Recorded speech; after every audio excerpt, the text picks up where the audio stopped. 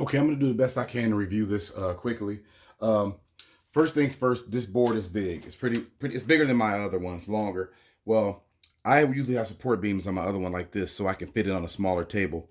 This doesn't have that. The legs are at the very edge, so you need a table. This measured 50 inches by 26 wide, so you got to have the table at least that big, or else you're gonna have some support beams across like this. So I think because of that, because it's not sitting down on a surface, it doesn't run as well as it should, even though it does run well. So that's the first thing. The other thing, here's a diagram of what basically the motor system consists of. You have the motor, you have the plug-in, and then you have the controller. Now, even though this controller, it has a part where batteries go in it, the battery function of it is disabled. So you can't use it without plugging it in. I found that out just a few minutes ago. The other thing is it's very sturdy. It's not wobbly or something. This is metal. It's lightweight and it's thin, so it can fit under a bed, up in a closet, or whatever. Okay, like I said, I'm gonna run it, but I don't think I'm doing it any justice because it's just sitting up on these two boards turned sideways. Because as you can see, that's the only way I can get it on this table. Um, it measures a little wider the playing surface also over most any of my boards. I know some people probably do have the 22 3/4 playing surface from sideline to sideline. That's what this is. Um, I'm gonna run it. I'll just run a basic play. I'm just gonna say that's my ball carrier, and you'll just get an idea how it runs.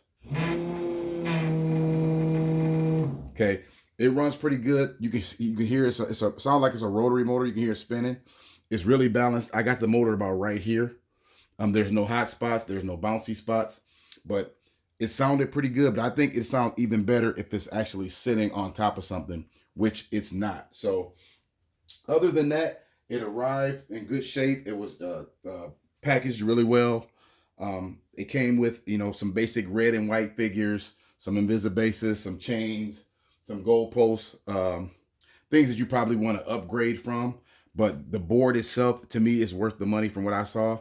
I tweaked around with the motor a little bit. I had it in the corners at first, then I had it at the 50.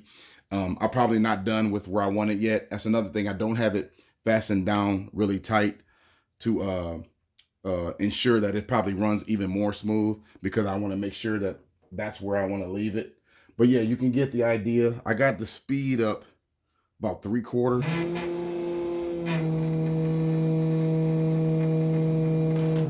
About 3/4, I got it up.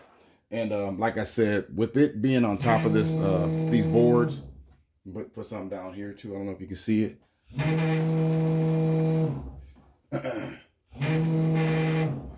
Yeah, with it being on top of the board, I think it runs pretty good, considering. I think it needs to be on top of something on a solid surface. It's lifted up.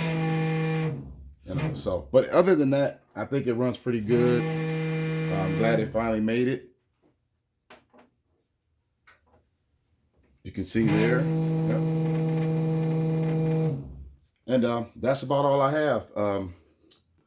Hopefully I'll be able to make a better video when I get some decent legs for it to sit on.